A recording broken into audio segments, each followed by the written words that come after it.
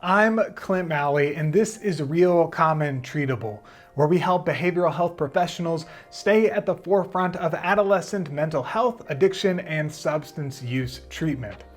In this episode, we are going to talk about the effects of living with a chronic illness, chronic pain, the depression that goes with that, and the 3 steps that you can take to start changing your mindset, behavior, and really your life. Our teacher today is Dr. Kevin Payne, who is a doctorate in sociology and psychology. He is a startup tech entrepreneur, author of Life Well Lived, and he has his own podcast that you can listen to on lifewelllived.co. Dr. Payne's personal story is an impressive one of overcoming obstacle after obstacle. Wait, I'll just let him tell you. I live with multiple sclerosis. I also spent a decade supporting a wife with an advanced cancer, and my life has been touched by chronic illness in many ways.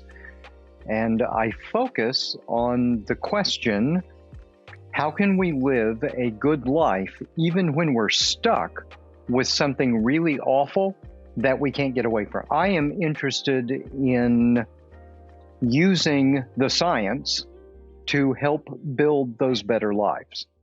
My company has new technology coming out that allows us to better profile you and match you with the most likely techniques that you can use to change your behaviors. And one of the interesting things that people need to understand is that 2/3 of all health outcomes, that's physical health, mental health outcomes, are not due to biomedical factors. They're due to cognitive and emotional and behavioral and social factors. And those are things that we can all do something about, even if, like me, you have a medical condition that the establishment has just thrown their hands up and said, bless your heart, you're on your own. And I am an enthusiastic skydiver. Yes, I fling myself out of perfectly good airplanes, repeatedly, enthusiastically, and with abandon. And that is not only self-care for me, and it truly is. It's one of my most important aspects of self-care. It's also how I decided to confront my fear of my own body. Jumping out of airplanes as self-care for chronic illness. He doesn't let anything stop him. If you don't know what multiple sclerosis is, keep listening because you're about to be even more impressed. Multiple sclerosis is a curious beast. So in the first place, it is an autoimmune condition and it is a neurodegenerative condition. So my immune system somehow got confused and is now attacking the myelin in my central nervous system. And myelin is a fatty sheath that protects our neurons in our brain and our spinal cord. And when the coating on a wire in your house gets frayed and opened up and your wires can short circuit, that's what's happening with our neurons. And so when our system tries to repair itself afterward, we get these scars in our central nervous system. And multiple sclerosis literally means many scars. So the symptoms of MS can literally be almost anything because everything we think, feel, do, say passes through our central nervous system. Wow, the body attacking itself, and symptoms can be literally anything.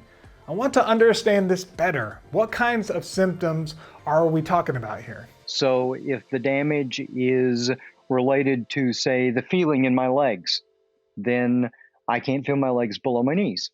And that's one of my most pronounced symptoms. I had a massive right frontal temporal lesion a few years ago. And so that means that it affected higher cognition. It affected emotional regulation. It affected the ability to process social signals, lots of things like that. Because of my MS, personally, I live with some common symptoms that many of us face. So I'm always in pain. I am always medically fatigued. I am always dealing with paresthesias, which are these phantom feelings that aren't there. So in my case, I always itch all over my body. And I can't scratch it or do anything about it because there's no itch on the skin. And then there are another 30 symptoms in my case that come and go because relapsing remitting multiple sclerosis has symptoms that come and go. And MS is often called a snowflake disease because every case is different.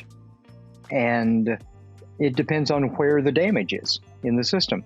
And even my case is different from day to day, month to month, year to year. All right, not only does the body attack itself and you experience varying symptoms, but no case is the same. And you can live in chronic pain and fatigue. I mean, I know people experience aches and pains when they get up in the morning, but what does chronic pain really mean? What does that, feel like? So that's a deep topic. And one of the things that we have to understand is that the way we think about pain and the way most of the medical community thinks about pain is wrong for the chronic case. Almost 20% of us now live with some form of chronic pain. And chronic pain is usually complex pain. Most of us, when we think of pain, we think of what's called nociception. And nociception is we have these nociceptors, this particular kind of nerve fiber that's in our skin and in some of our organs, and those are tuned to physical damage. So they detect when there's crushing or tearing or rending or chemical damage or heat or that sort of thing. And we think of all pain as nociception. But the problem is pain becomes layered. So when I process pain in my system, now let's be real clear, pain is not in the nerve fiber. Pain is what my brain has decided to do with that signal that's been sent to my brain. So all of my experience and my mood and everything else is information that is taken into account when my brain is processing how to interpret that signal. So with chronic pain, like in my case, it's neurogenic. So that means it's not nociceptive. There's no physical damage in my body that is being a signal that is given to me. It's noise in my system, in the damage in my central nervous system.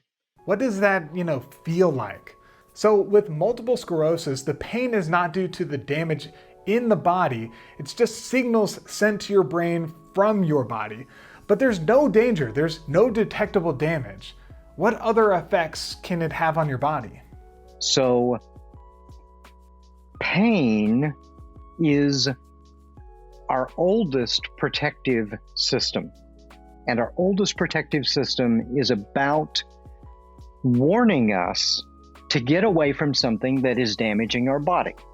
So it's not really a pain signal, it's a danger signal.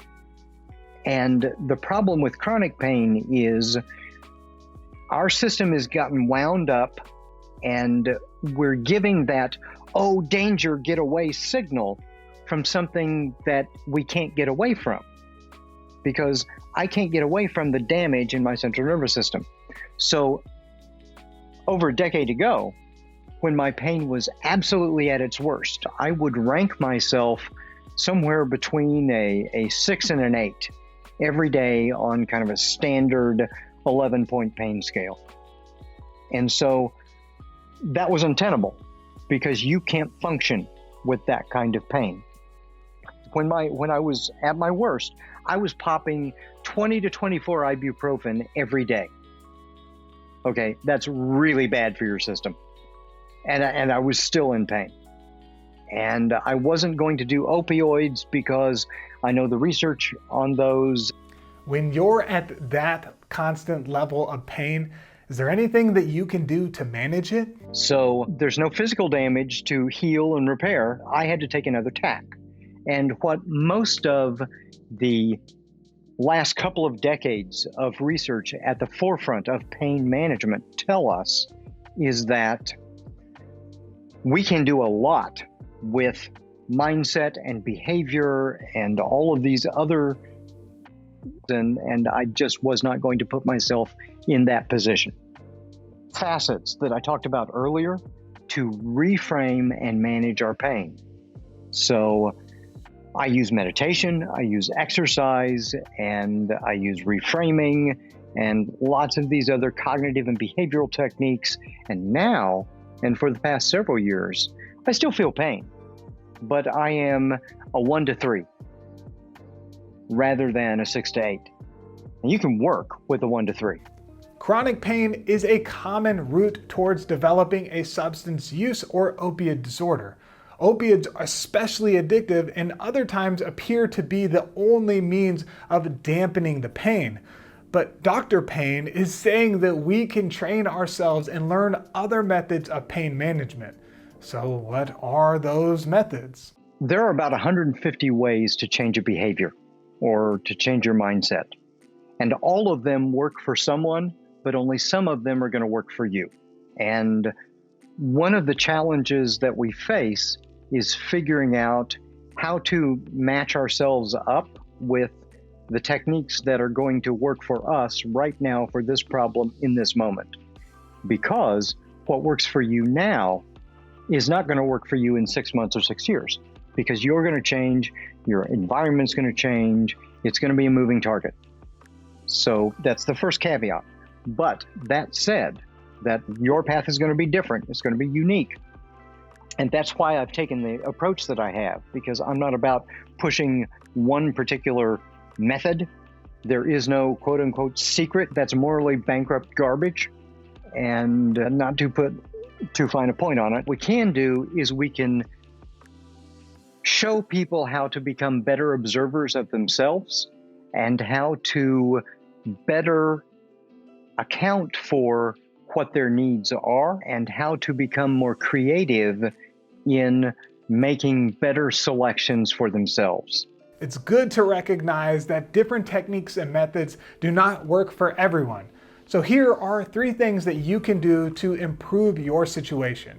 Number 1 is first just be kinder to yourself. Be kinder to yourself, because we get in our own ways. And we don't want to acknowledge that we get in our own ways, because we're really trying, but it begins with kindness and with humility.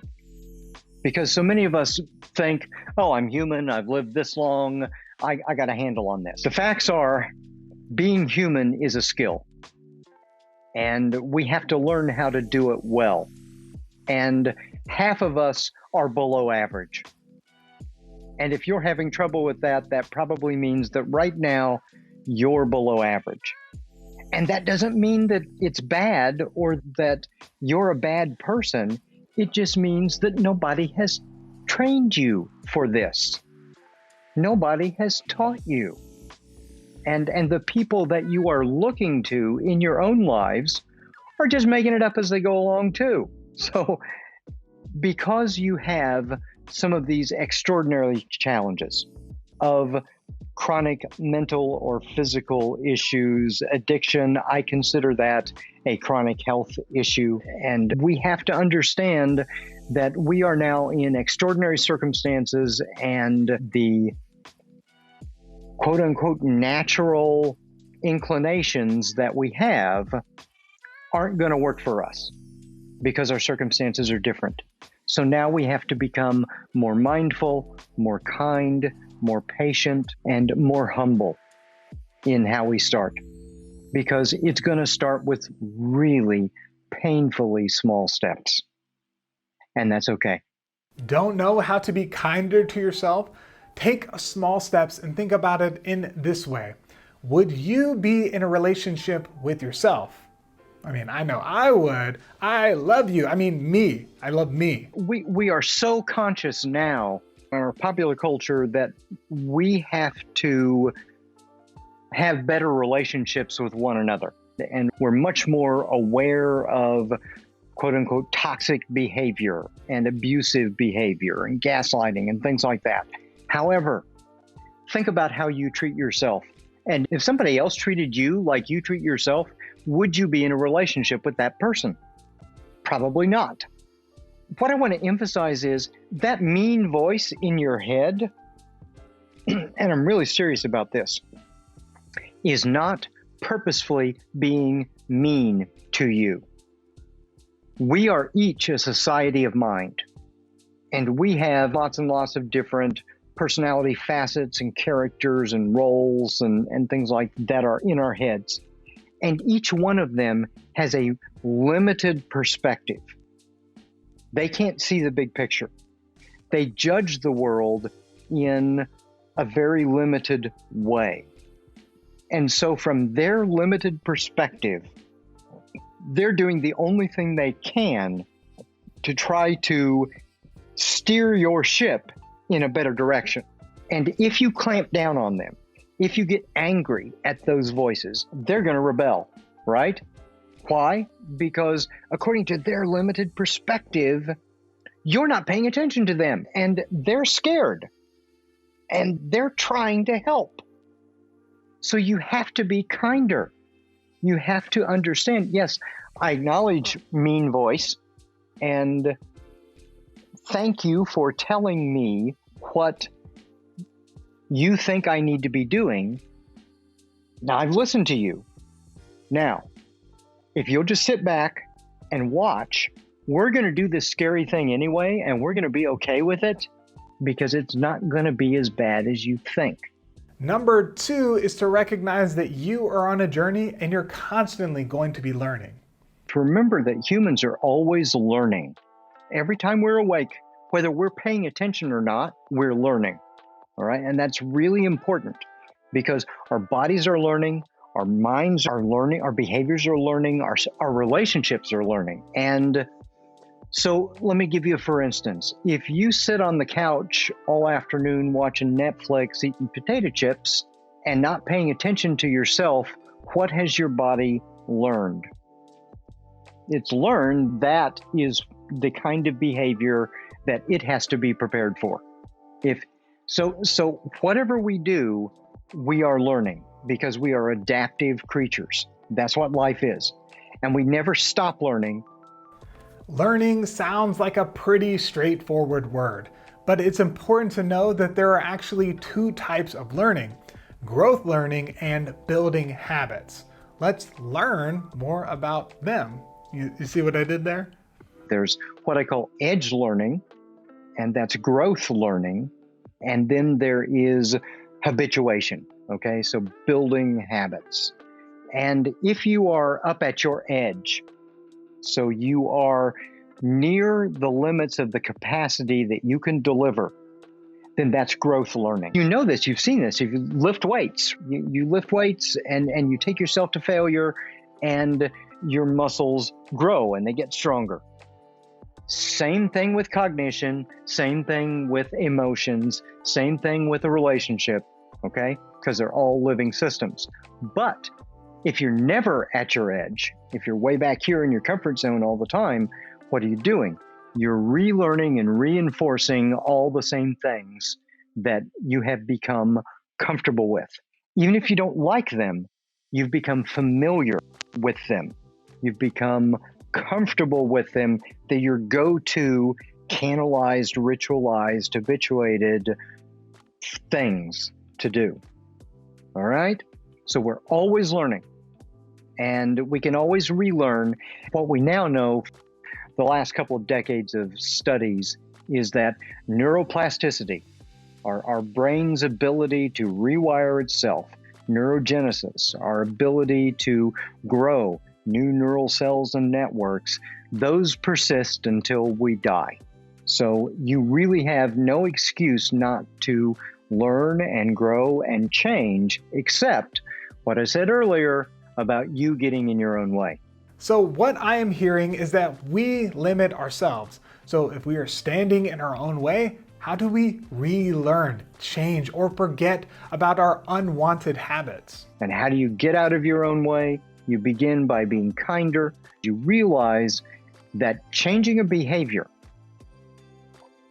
is the tip of an iceberg, because that behavior is not just about doing something in the world. That behavior is contributing to your sense of identity. It's doing emotional work. It's doing all kinds of cognitive work inside. It is reinforced with habit and ritual. And so it's the tip of an iceberg. So you have to understand that your mind is way bigger than you are. You are a tiny little part of this massive environment that you have internally.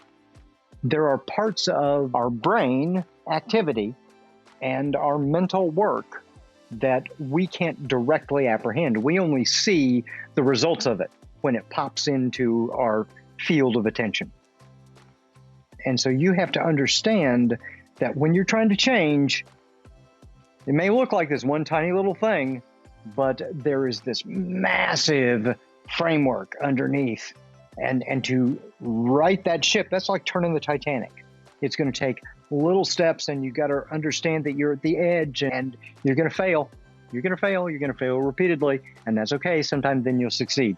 And you've got to be persistent, and you've got to understand that this is going to take some time, and you've got to be humble, as I said, to understand that you are a lot more than what you think you are. Even when someone is not struggling with mental health or substance use, changing a habit is a difficult thing for people to do. So if you are someone who is struggling with depression or getting out of bed and it seems like it's too big of a feat, this is a good place to start. And depression has been a side effect of my MS for decades. And I've certainly had some really terrifying depressive episodes. And there was a point where I was at the end of my rope, and I literally could no longer see a path from the life that I was currently living to any kind of life that I was interested in. And so at that point, I gave myself one last chance, literally one last chance. The thing that people have to understand is it doesn't matter where you start. It matters that you start. It can be as simple as, say you sit and you eat in the same place every day. Consciously choose to sit someplace else and see the world from a different perspective and exert your agency by doing something just a little bit differently, even though it's a habit. Now, what are you doing?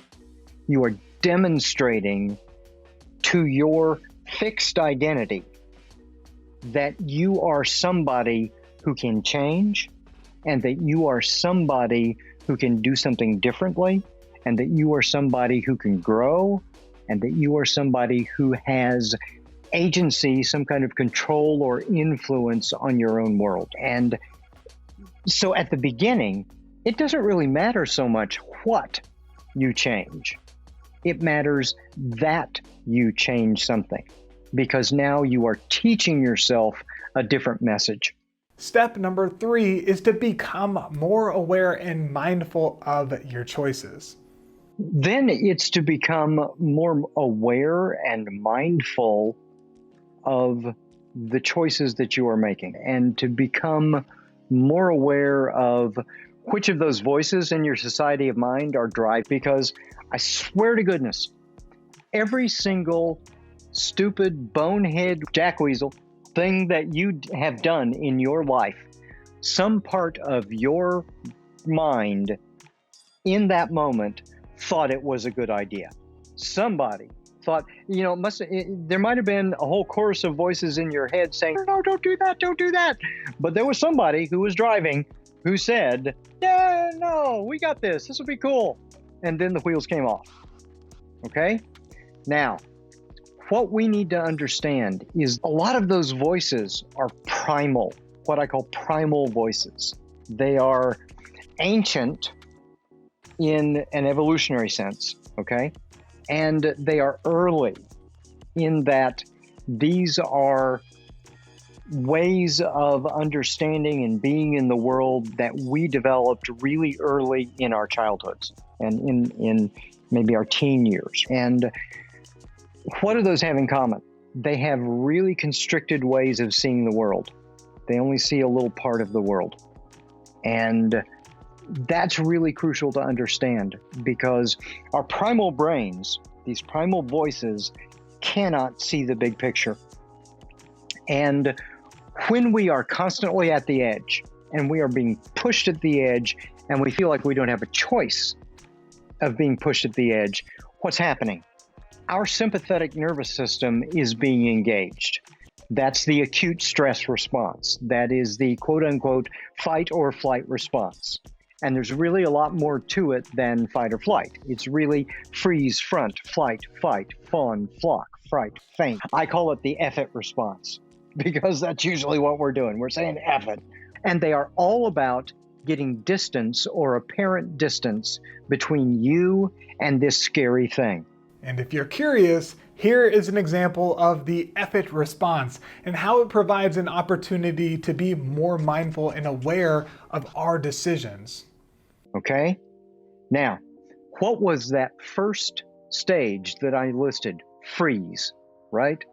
That's hypervigilance.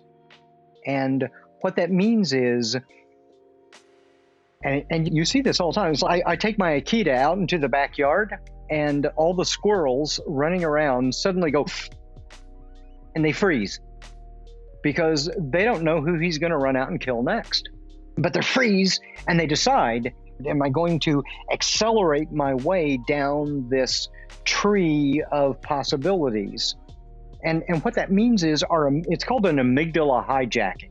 And I love that term, because what's happening is our little basal fear center has literally hijacked and short-circuited our higher cognition. So go back to that freeze. We've got a place there. We have to learn to pause and to cultivate that moment where we're freezing, because we need to allow our slower frontal brain, our more recent cognitive brain, time to insert itself into the process. Because the basal brain, these primal drives, are faster. They short circuit. What we're doing is we're buying our more recent brain some time to catch up to the party and to impart some broader perspective on what we're doing. And that is a gift that you can give yourself. You can give yourself the gift of a moment, because when you are experiencing fear and anger and frustration and those sadness, those negative emotions that are all related to this, you want to get away as quickly as possible. The F it fear response actually plays a major role in addiction. And when we become aware of this, we can begin to analyze and ultimately take control of our actions. And this, by the way, is at the root of addiction for every single person I have ever dealt with who's dealing with this. They have that fear response, that sadness and anger and frustration, and they want to get away from it. One of those responses is that faint response down there. That is a narcotizing response. That's to the point where we feel like we have no agency involved at all, and the only thing that we can do is kill the pain or distract us from the pain with the pleasure or something like that. That is buried deep down in this tree of responses. So what we want to do is we want to insert the pause early on so that we can begin exerting agency at that point and ramp our sympathetic nervous system and its response down so that we can then get our parasympathetic nervous system engaged, our rest and digest, or feed and breathe system. And so that's really important. If we purposefully cultivate growth edge activities where we are challenged, but we demonstrate that we are successful and competent, and then we take ourselves from the edge back to our home, what I call our home, and we allow ourselves to rest and relax and recover and nourish and consolidate and grow, then the process works. But if we are constantly at the edge and we are never giving ourselves a rest, you're not going to grow. Same thing with our cognition and our emotion and our relationships. You got to understand this cycle. So if our natural inclination is to say F it, how do we start changing our mindset? What I'm interested in as a scientist is that meditation and mindful practice is literally a way of strengthening your attention, because everything we do passes through this mental faculty of attention. And by meditating regularly, by practicing mindful minutes, we are able to not control our attention, because we have to understand that our minds are like the weather. Wait a few minutes and it's going to change. Really think about it. If you are miserable, it is because you have worked at it. And I don't mean chose. And I don't mean this is something that you can just change your mind about it. What I mean is your thoughts and feelings are like clouds passing across the sky. And you will always have light clouds and dark clouds that pass through. But if you fixate on the dark clouds, and there's a reason why we do this, and it's called automatic vigilance. But if you don't learn to just acknowledge it and say, yeah, that's a really cruddy thing in my life, and that makes me sad or angry or whatever it is, and now I'm going to let the next thing, whatever that is, flow through my mind. And it might be another negative thought. And that's okay. You just say, I acknowledge this, and this is what it is, and then let it go. And then pretty soon, eventually, there's going to be a happy thought that's going to swing through your perception. And so that's what I mean when I say you have to work to stay miserable. But once you have developed that habit and developed that comfort with that, you're going to have to now work to allow your natural mental variability to express itself. Chronic illness, chronic pain, and depression are powerful all on their own. But when you put them together, this can be a paralyzing combination. Practicing meditation and mindfulness can help strengthen your mind and then reformat your way of thinking. Hey y'all, chronic pain is a real thing, and it's also more common than you think. But thankfully, with the help of professionals like you, it's also treatable. So go empower and inspire change today. All of my love, and I'll see you on the next episode.